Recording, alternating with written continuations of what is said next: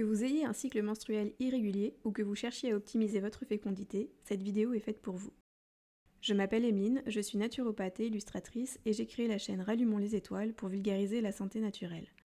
Dans cette vidéo, je vous explique la vie palpitante des follicules ovariens pour vous aider à mieux comprendre les dessous d'un cycle menstruel en bonne santé.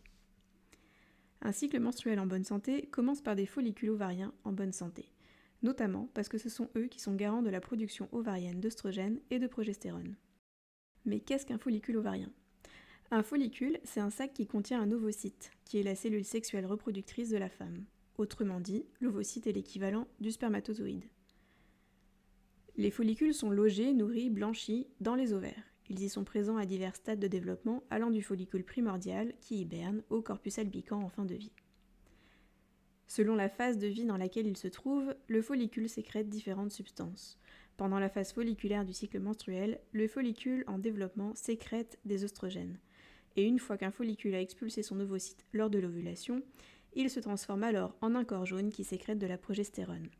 Les follicules ovariens ont donc deux rôles principaux. Le premier, sécréter les hormones ovariennes, et le deuxième, veiller à la bonne croissance de son ovocyte jusqu'à ce qu'il le libère dans la trompe de Fallope. Là, c'est vous, au 7e mois de votre vie intra-utérine, et vous disposez déjà d'un stock de plusieurs millions de petits follicules si vous êtes une femme. Car contrairement aux spermatozoïdes qui sont fabriqués en continu dans les testicules des hommes, le stock d'ovocytes est déjà constitué bien avant la naissance.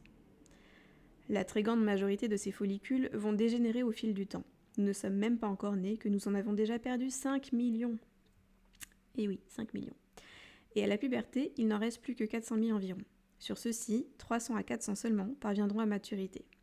On peut donc dire que 99,9% des follicules sont destinés à être éliminés, et les rares qui parviennent à l'ovulation font figure d'exception.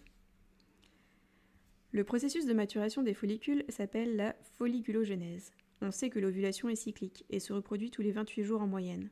On sait aussi que l'ovulation se produit aux environs du 14e jour du cycle. Et c'est sûrement pour cette raison, ou pour ces raisons, que l'on croit, à tort, qu'il faut si peu de temps à un follicule pour se développer. En réalité, le follicule qui expulse l'ovocyte fécondable est entré en croissance 85 jours avant l'ovulation. Donc comme nous l'avons vu, chaque femme possède un stock de milliers de follicules au repos. Et tous les jours, des dizaines de follicules sortent de leur état d'hibernation pour commencer leur croissance.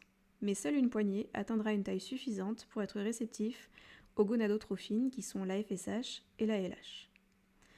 Puis au début de la phase folliculaire du cycle menstruel, un follicule dominant est sélectionné. Il évoluera jusqu'à l'ovulation, tandis que les autres follicules s'atrophieront. Ce qu'il faut retenir de tout ça, c'est que pour mener à bien leur mission, les follicules ovariens ont besoin d'être correctement nourris et cela passe essentiellement par votre alimentation. Donc si vous avez des cycles irréguliers ou absents, il est fortement recommandé de mettre en place de nouvelles habitudes de vie qui sont beaucoup plus saines. Et comme la durée du cycle de croissance folliculaire n'est pas la même que la durée du cycle menstruel, il vous faudra compter minimum 3 mois avant d'observer des changements sur votre cycle menstruel. Si cette vidéo vous a plu, vous pouvez m'encourager à en créer d'autres en vous abonnant à la chaîne et en cliquant sur le fameux bouton « J'aime ». N'hésitez pas non plus à la partager si vous pensez qu'elle peut être utile à vos proches.